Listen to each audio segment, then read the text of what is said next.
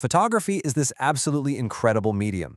It perfectly combines the raw mathematical science of capturing light with the boundless art of visual storytelling. Today, we're taking an illuminating journey to demystify how that actually works. We're going to explore the foundations and the mechanisms that bring those images to life. Okay, let's dive into this. Here's our roadmap for today's explainer. We'll be hitting 5 main areas: drawing with light, the light catchers, the balancing act, composition and shaping light, and finally, the bigger picture. Starting right off with Section 1, Drawing with Light.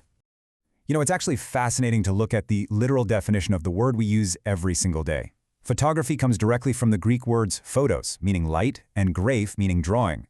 Put those together and it literally translates to drawing with light. I love that. Every single photograph you take, whether you're working on a massive studio camera or just whipping out the phone in your pocket, is literally just you acting as an artist drawing with light. It's the art, the science, and the practice of creating an image by simply recording that light. And humanity has been completely obsessed with this idea for a very long time. As far back as the 5th century BCE, people were using the camera obscura, basically a dark room or a box that projected an inverted image using light. But it wasn't until 1826 that we got the world's first permanent photograph. That led directly to the famous daguerreotype process in 1839. Then, zooming ahead to 1888, George Eastman launched the Kodak camera. And flavorfully enough, if you actually check the historical source notes for this explainer, the history books completely leave us hanging right in the middle of Eastman's famous 1888 slogan.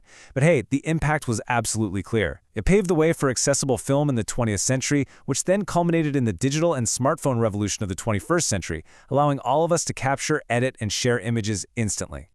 But here's the thing. No matter what era of history we're talking about, the basic science boils down to an incredibly simple 2-step process. Step 1. Reflected light from a subject enters the camera. Step 2. The camera captures that light and converts it into a recorded image. That's it. That is the fundamental magic happening inside the machine every single time you press the button. Moving on to Section 2, the light catchers. When we look at the main types of cameras used today, it really shows just how diverse our tools are. At the top, you've got your DSLRs, the classic choice with optical viewfinders and great manual controls, perfect for wildlife and sports. Then you have mirrorless cameras. These swap the optical viewfinder for an electronic one, which makes them silent and incredibly fast to autofocus. It's exactly why professionals and travel photographers absolutely love them. Compact cameras. Those are your easy, small, fixed lens options. Then on the extreme high end, we have medium format cameras. These boast very large sensors for extreme resolution and are heavily used in fashion and fine art. And finally, of course, the smartphone camera, relying on AI and computational photography for amazing portability and everyday instant sharing. But regardless of which of those 5 cameras you actually pick up, you need to understand what's happening inside the box. There are 2 essential parts. First is the lens. You've got prime lenses, zoom, macro, telephoto, wide angle, but honestly, their job is all exactly the same. Focus the light. That focus light then hits the image sensor, which converts it into digital data. And a great rule of thumb here is that larger image sensors, like a full-frame sensor, produce way better image quality and less digital noise, especially when you're shooting in low light compared to smaller sensors. All right, let's step into Section 3, the balancing act. This is the real climax of our technical explanation today. We're talking about the exposure triangle, and the first pillar of this mathematical balancing act is aperture. This is the physical opening inside your lens. Think of it kind of like the pupil of your eye. A large aperture, which is represented by a very small number like f1.8, lets in a lot more light. But crucially, it creates a shallow depth of field. This is exactly how you get that beautifully blurred background. In fact, if you've ever used portrait mode on your smartphone, the software is artificially trying to mimic this exact large aperture effect. Conversely, a small aperture, like f16, lets in way less light, but it gives you a very deep depth of field where everything from the subject right in front of you all the way back to the mountains in the distance is in sharp focus. The second pillar is shutter speed. This controls your exposure time. I want you to imagine the shutter acting just like blinds on a window. If you open and shut those blinds incredibly fast, say 1/1000th of a second, you let in very little light, but you freeze fast motion perfectly. It's exactly what you need to capture a mid-air sports play.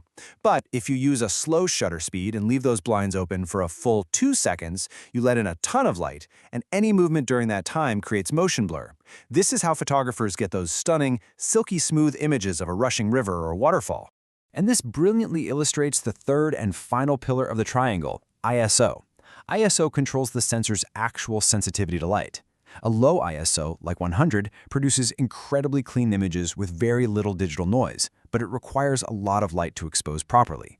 Now, if you're shooting in the dark, you have to raise that ISO to something like 3200 just to get a brighter image. But the trade-off, and there's always a trade-off in the balancing act, is that high ISO introduces digital noise, that grainy static you sometimes see in night photos. Balancing aperture, shutter speed, and ISO is how you gain total creative control, especially when you step out of auto mode and start shooting in manual. Let's shift the narrative a bit for Section 4, Composition and Shaping Light. Because photography isn't just about perfectly exposed pixels, right? It's about creatively arranging things so you make your viewer actually feel something.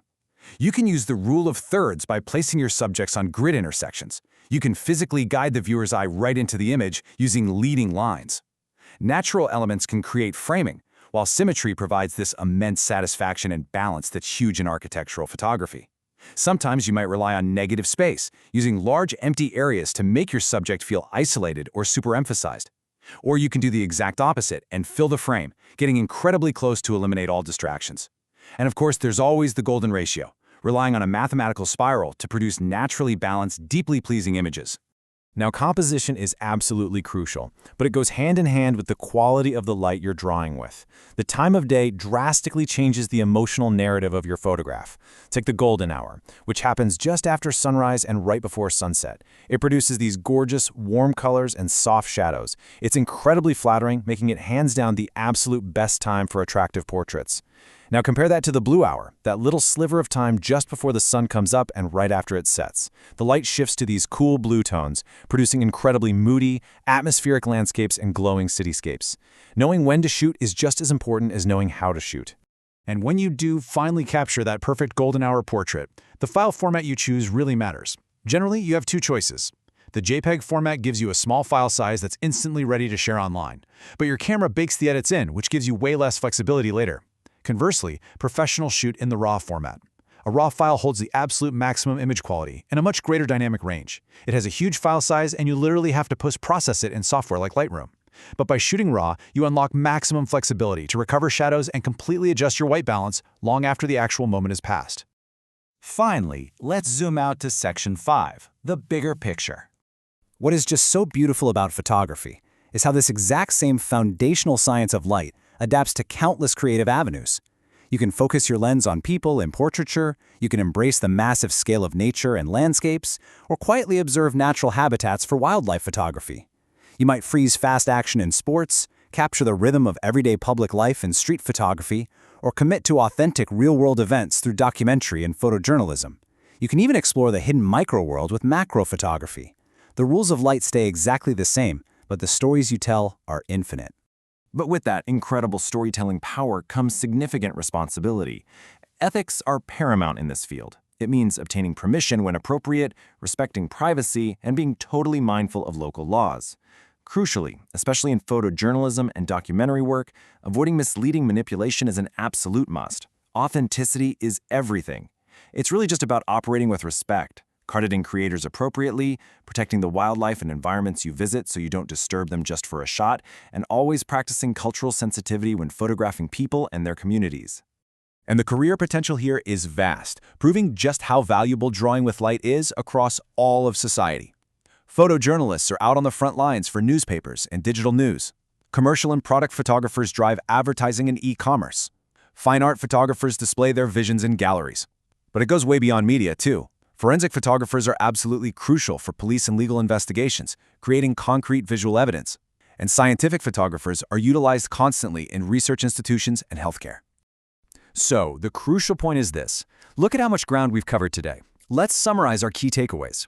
First, photography is quite literally the art and science of recording light to create meaningful images. Second, your master tool is the exposure triangle, balancing aperture, shutter speed, and ISO to control your image quality. Third, a technically perfect photo is nothing without strong composition and lighting to turn it into a compelling story. And finally, no matter what genre or career path you pursue, ethical capturing and post-processing is paramount. You now have the foundational map to understand the mechanics of pretty much any camera and the composition techniques to frame any scene. The light is out there waiting to be captured, just waiting to be drawn with. So whether you've got a medium format beast or just the smartphone sitting in your pocket right now, I want to leave you with this one provocative question.